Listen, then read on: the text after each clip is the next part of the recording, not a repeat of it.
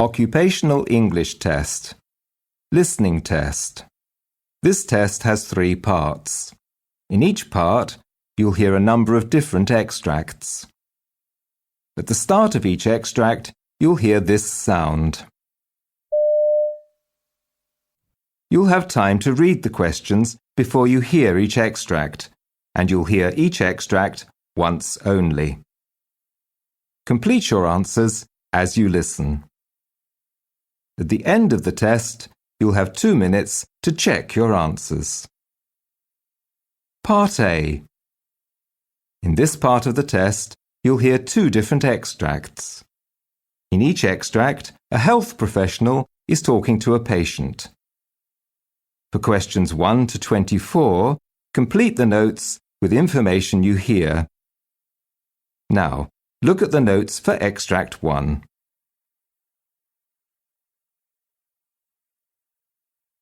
Extract 1, questions 1 to 12. You hear a dermatologist talking to a patient called Nigel McNess. For questions 1 to 12, complete the notes with a word or short phrase. You now have 30 seconds to look at the notes.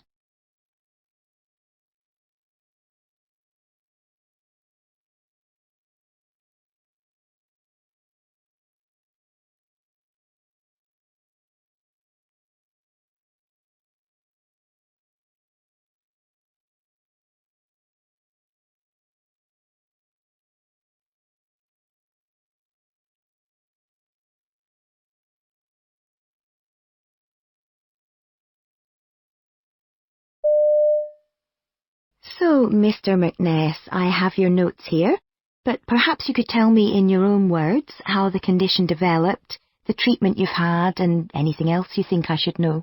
Sure. Well, I've got these skin problems which seem to be getting worse. At first, I thought I had dermatitis or maybe even a fungal infection. I'd had something like that as a child. Then I started noticing these thick red areas on my skin. They're sort of a little raised, I guess. They just got worse, and the affected area got bigger and bigger all the time. I was a bit worried that it might be contagious, you know. I was worried I'd picked up something from one of my young nieces. I see them quite a lot. And these patches are... They're mainly on the outside of my elbow and over my kneecaps. Oh, and on my neck. Right. I've been wearing long-sleeved shirts and jeans to cover them up, but I can't hide those, so everyone can see them. They're also very painful. Sometimes it feels as if my skin's burning. It's very itchy as well.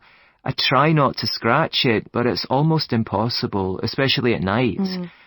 Sometimes it's so bad that I find it hard to get comfortable and I can't sleep. It leaves me tired most of the time, and that has an impact on my work during the day, quite apart from the embarrassment of the symptoms themselves. I'm a tour guide, you see, so I'm very much in the public eye. Yes, I imagine that it's been difficult for you. Have you tried taking anything? Well, I tried to fix the problem myself at first. I bought some cream from the pharmacy to see if that would help. Sorry, I can't remember what it was called. That's okay. It didn't do any good anyway. So I tried a non-allergenic soap, but that didn't make any difference either. I just want to get something which will clear this up. Yes, I understand. Are there any other health issues I should know about? Maybe when you were a child? Not really. I used to get acne as a teenager, but no worse than anybody else, and it cleared up by itself, really. At the time, you're very aware of these things, aren't you? But I haven't had any other problems like that.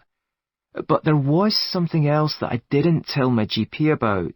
I'd forgotten about it because I hadn't been to see her about it. I went away on holiday with a friend the summer before last, and we managed to pick up scabies from one of the cheap hostels we stayed in. Right. I was covered in a rash. It was extremely irritating at night. Now I think about it, it was all over my body, especially around my midriff. It looked like I was covered in little pimples. Fortunately, we got rid of it using a lotion from the pharmacy, but I never mentioned it to my doctor. I see. And any other health problems? Oh, I did have a bladder infection a while ago, last year I think, but I haven't had any problems since then. Do you think that could have caused my current problem? I shouldn't think so. You're probably aware that this is quite common, and I noticed that your GP sent away a urine sample for testing before referring you to me. The results are quite normal, so I wouldn't be concerned at all. Well, that's something, I suppose. Okay, well, as you say, it's different from your current symptoms. What about the effect your current problem is having on your general mood? I'm just sick of dealing with this. It's really knocked my self-confidence a lot and affected my body image so that I don't go out much anymore. I have to go out to work, obviously, but I sort of keep away from people as much as I can. I think because everyone can see I've got a problem, it's stopped me from doing things like playing sport or swimming. I feel lonely most of the time and a bit depressed, if I'm honest. I'm also concerned that I haven't started any treatment at all. I'm hoping that it's not too late now. I can appreciate your concerns. Now, what I'd like to do is give you a skin biopsy as soon as possible to see exactly what's going on. I think we can book you in for that early next week. Once we get the results, I'll be able to get you started on some...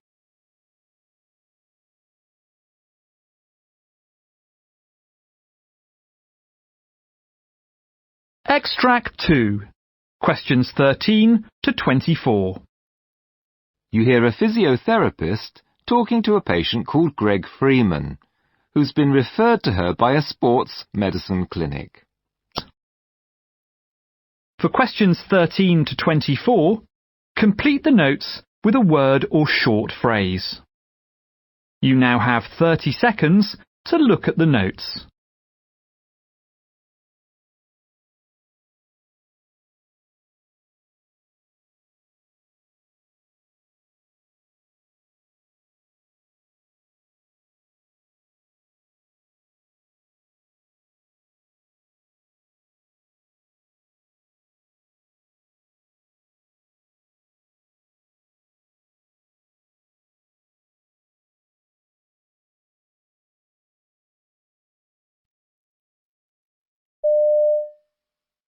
Okay, Greg, so I have your notes from the sports medicine clinic, and it looks as if you've had quite a few problems in recent years. Yeah. Would you like to talk me through them? Okay, well, the first time I got hurt was 2 years ago. I took a fall while I was rollerblading and I hurt my right wrist here on the side.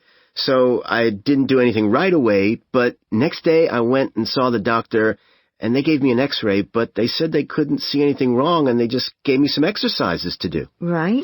Then a year ago, I hurt my right shoulder here when I came off my snowboard and hurt myself.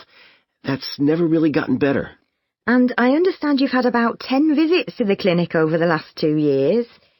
So that's your right wrist and shoulder? Mm-hmm. And other joints, too. Tell me about this pain in your shoulder.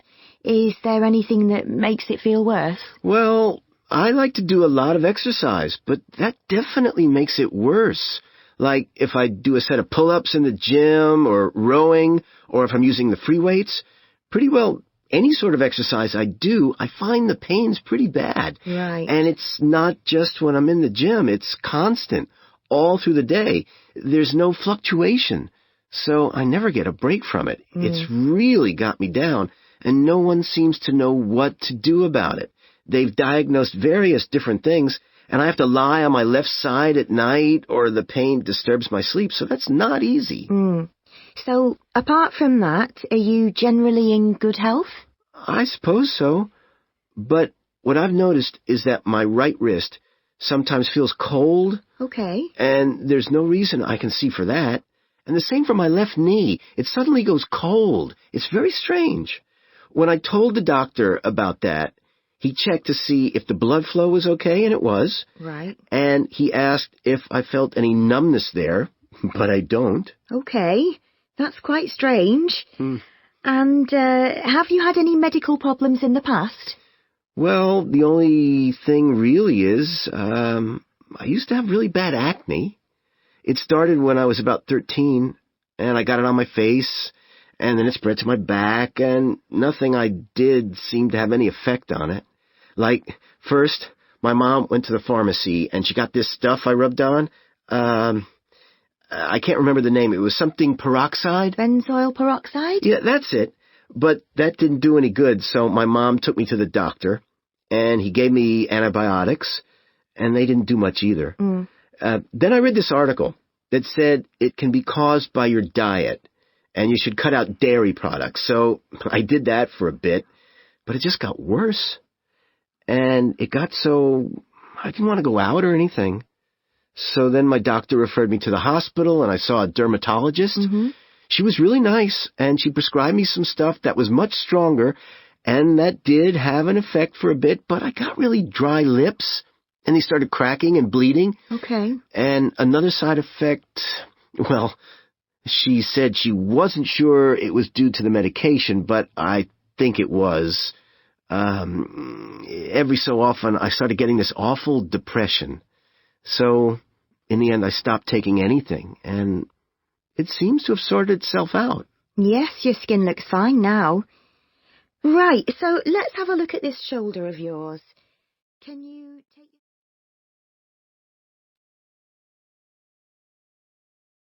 That is the end of Part A. Now look at Part B.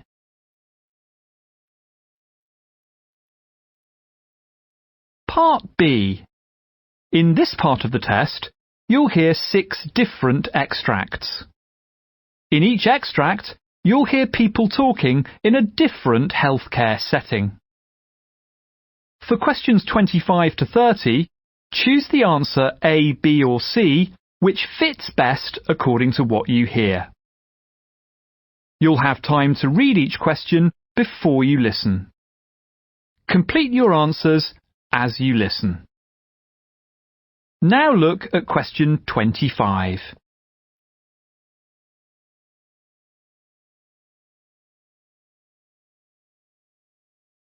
You hear a dentist discussing booking problems with her receptionist.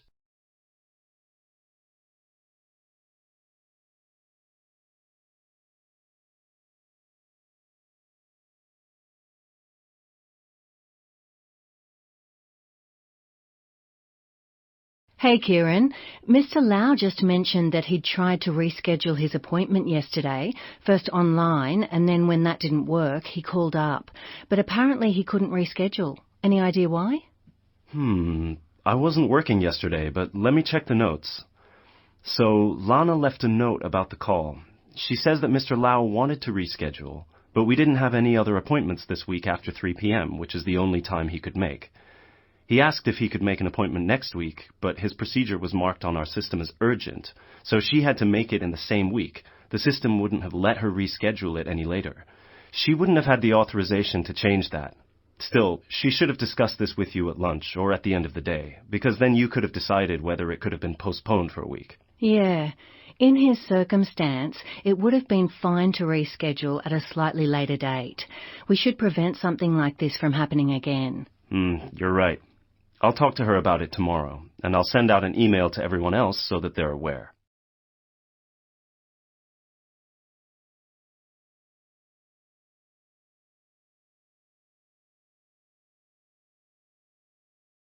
You hear a doctor discussing chest X-ray information with a medical student.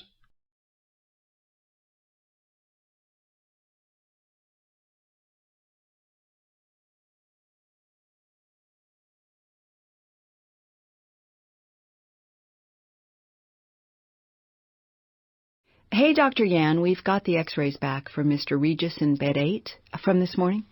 Great. Can you document them in the notes? Do you mind showing me how to write the interpretation properly? Of course. Make sure you put the patient details. Full name, date of birth, patient number, and home address first. Then put the hospital and ward, date, and time. Make sure your name is on the document too. Include the indication for the x-ray like hemoptysis or dyspnea before documenting your interpretation. Now, I use a simple mnemonic to make sure I don't miss anything. A, B, C, D, E. Airway, trachea, carina, bronchi, and the hilar structures. Breathing, lung fields and pleura, cardiac, heart size and heart borders, diaphragm, position, shape, and costophrenic angles. Finally, everything else, the mediastinal contours, bones and tubes or devices. Make sure you document everything clearly using this system in the notes.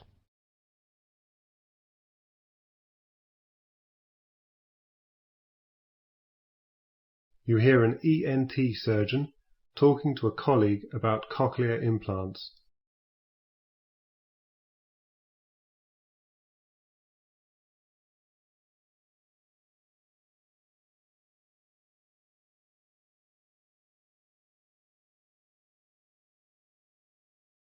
We implant an electrode array which looks like several small wires made of a platinum iridium alloy into different regions of the cochlea. These metal wires conduct the electrical impulses generated from the microphone, which picks up sound from the environment and sends the signals to the electrode array through a transmitter. There's also a speech processor between the two that filters more important sounds so that the patient can hear people talking rather than other sounds. Right, okay. So does this restore hearing to normal levels? No. With the current technology, we're giving deaf people a good representation of sounds from the environment and help to understand speech. After surgery, patients undergo therapy to relearn the sense of hearing. Not everyone benefits from the device to the same extent. Right.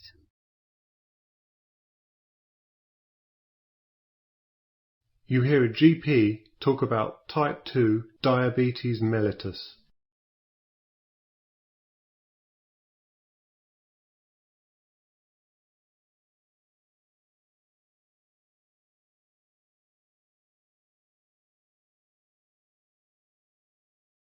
Hello. I'll be covering the diagnosis of type 2 diabetes mellitus. So there are 4 methods that we can use. The first is a fasting plasma glucose test. This is our preferred diagnostic test, as it's easier to carry out, often more convenient, and costs us less than the other 3 tests. It helps to try and book these appointments in the morning, as the patient has to refrain from eating for at least 8 hours before they can take the test. Normal fasting blood glucose will be between 70 and 100 milligrams per deciliter. A value of over 126 milligrams per deciliter indicates a diagnosis of diabetes. Bear in mind that this test should be carried out twice to confirm a positive result. The second method we can use is to measure the average glycemic load over the past 3 months.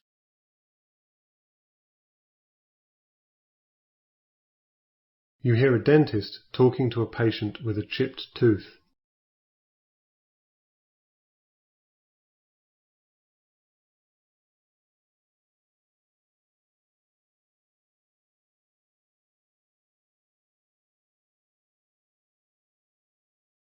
So we've talked about different options, and it seems like a veneer would be the best treatment.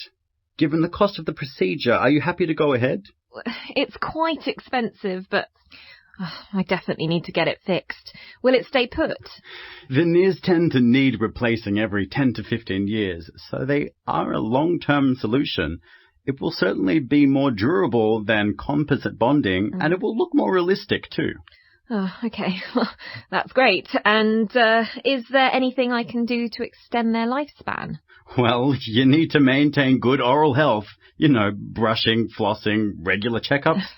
You should avoid brushing your veneer too hard, as it could cause damage. Okay.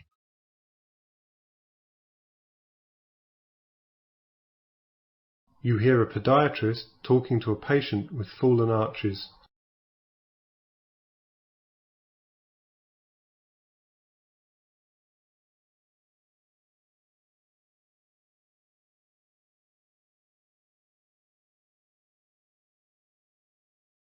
So, you say you're experiencing foot pain. Are you wearing supportive shoes? I'm wearing appropriate shoes, and I'm also wearing orthotics that should be helping, but I'm still experiencing pain in my feet. sometimes they feel a bit numb too. Right, okay. And you mentioned that you've been given some foot exercises to do? Yeah, the physiotherapist I went to showed me those. At first I thought they were helping, but now I think I'm as bad as I've ever been. Is there anything else we can do?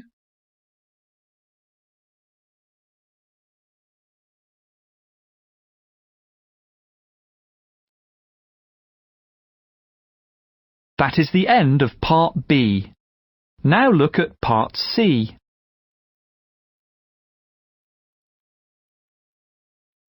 Part C. In this part of the test, you'll hear two different extracts.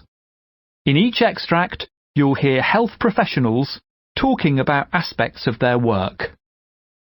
For questions 31 to 42, choose the answer A, B or C, which fits best according to what you hear. Complete your answers as you listen. Now look at Extract 1. Extract 1, questions 31 to 36.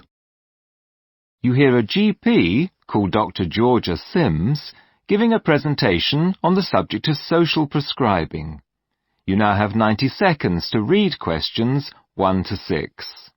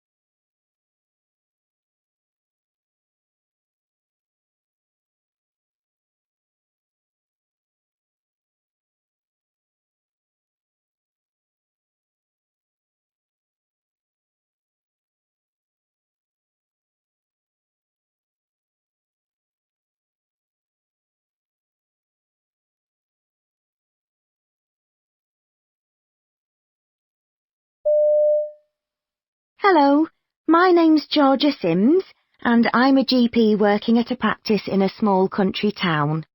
My special interest is community mental health, and my presentation today is on the subject of what's called social prescribing.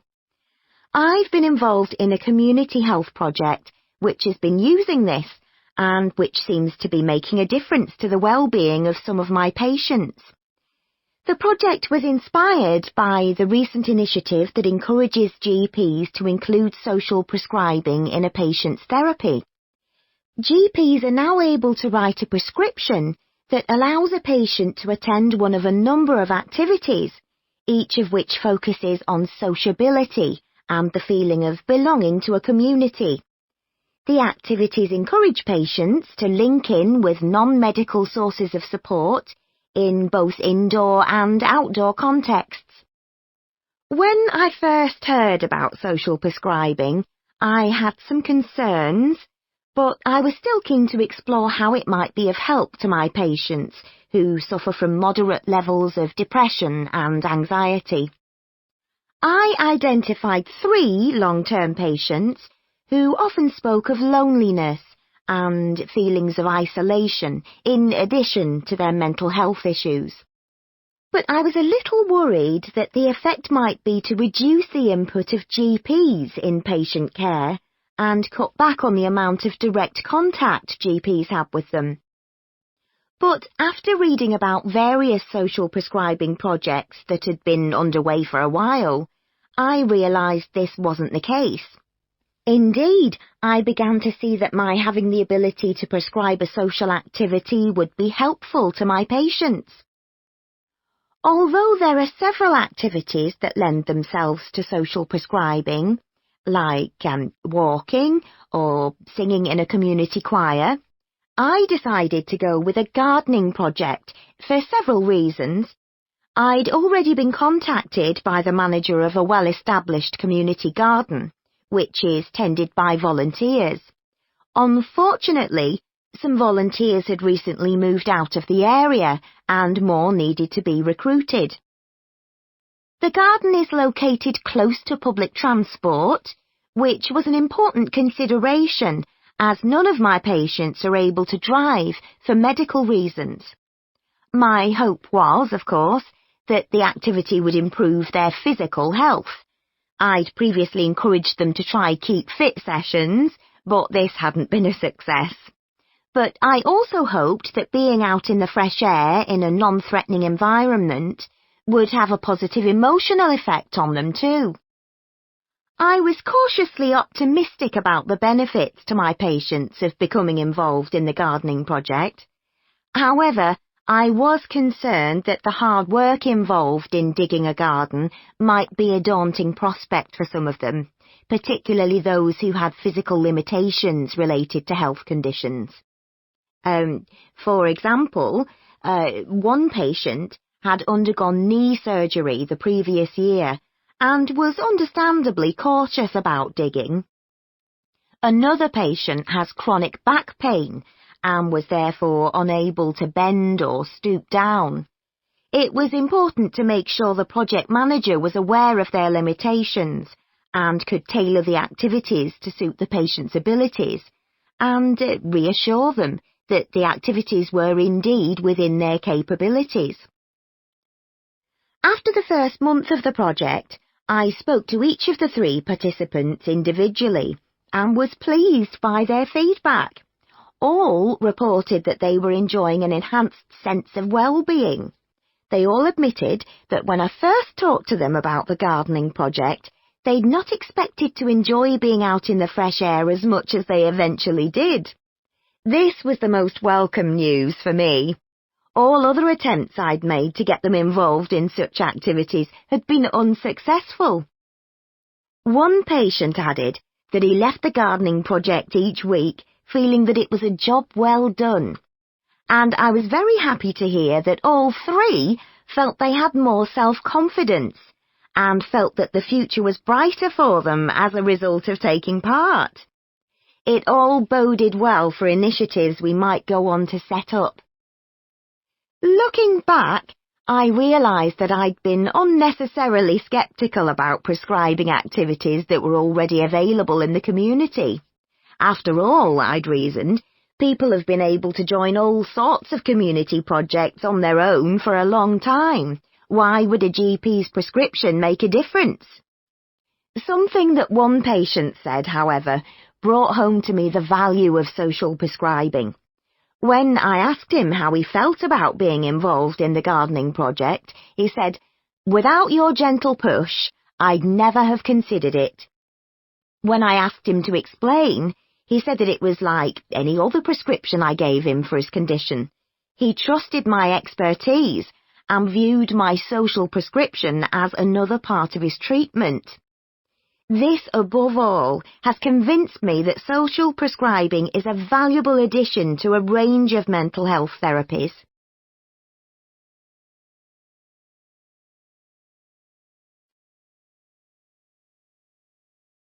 Now look at Extract 2. Extract 2. Questions 37 to 42. You hear an interview with a physician called Dr. Tadita Hussain, who's talking about treating patients with cystic fibrosis.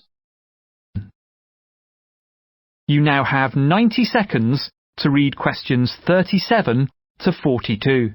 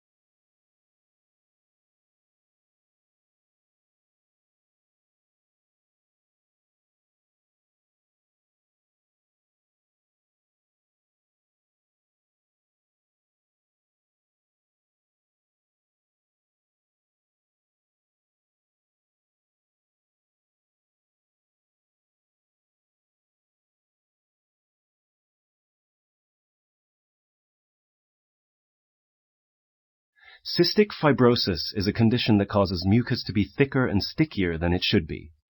Dr. Tadita Hussain specializes in cystic fibrosis treatment and is here to share her thoughts on caring for people with the condition. Tadita, can you tell us a bit more about patients who suffer from cystic fibrosis? Absolutely.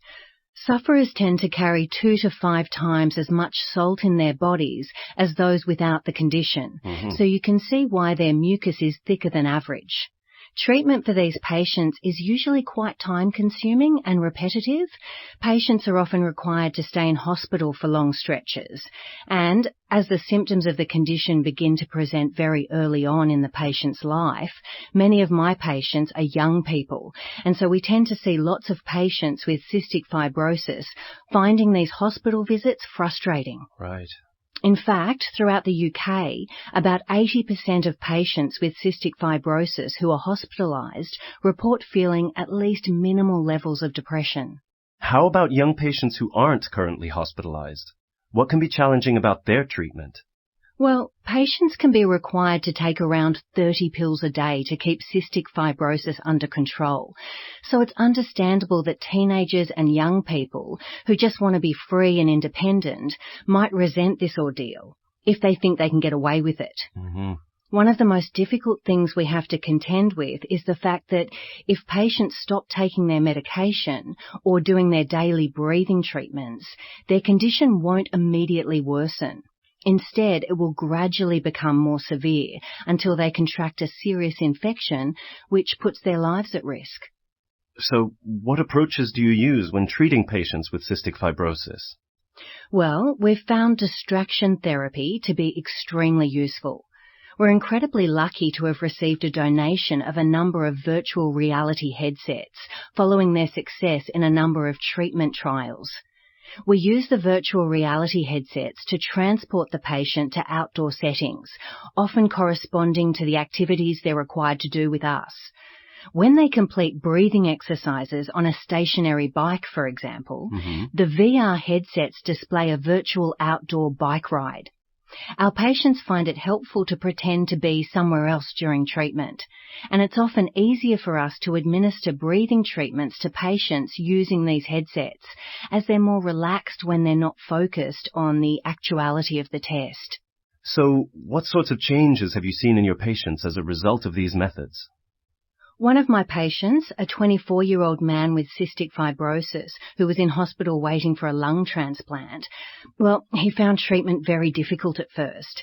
He was preoccupied by his need for a transplant and frustrated by feelings of powerlessness. He would often resist treatment. We started using the virtual reality systems with him as soon as we got them, and it took a while for him to get on board, but when he did, it was like someone had breathed new life into him. Not only did he stop hindering his treatment, he actually began to look forward to it. He's even started helping us to think about other ways we can improve the experiences of our patients, like improving social interaction. Yes, I understand that there are difficulties involved in patient communication. We're looking into the possibility of instant messaging functions between patients, and even virtual games that they can play against each other.